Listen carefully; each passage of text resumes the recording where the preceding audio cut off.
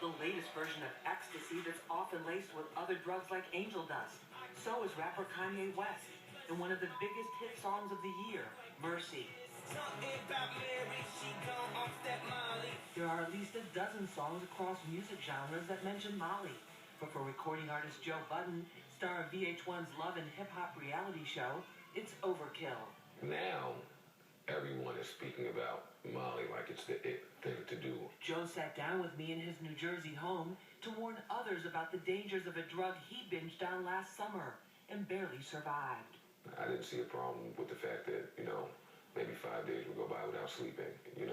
I didn't see a problem with the fact that, I was maybe hallucinating at times. Budden had a lot to lose, a hit reality TV show, and finishing a solo album his fans were eagerly anticipating.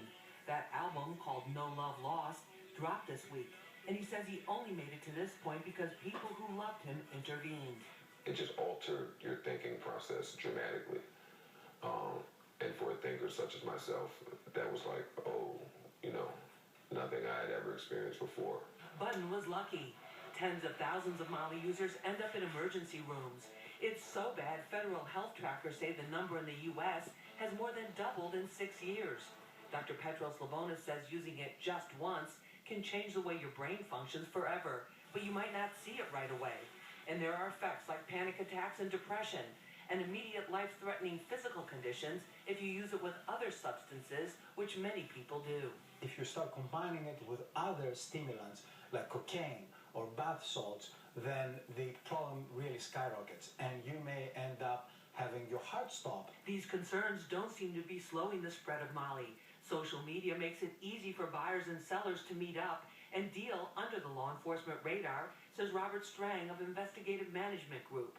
All the ingredients you need you can buy in the pharmacy. So, anybody can make it in their kitchen, unfortunately, and that's part of the problem. So it's very difficult to detect by law enforcement. For now, Budden is hoping people will listen to his music and his message about Molly. I thought it was important for somebody, anybody, to stand up and say, I did that in this corner. I'm hoping that, it at the end of the day, it won't be me versus the entire music industry when it comes to who a 13-year-old should listen to regarding drugs. Budden told me that right now he's taking it one day at a time, but he is looking towards the future and hopes that it includes a generation that loves the music but rejects the self-destructive messages. In the newsroom, I'm Lisa Evers, Fox 5 News. Thank you, Lisa. And a major push in D.C. to improve safety for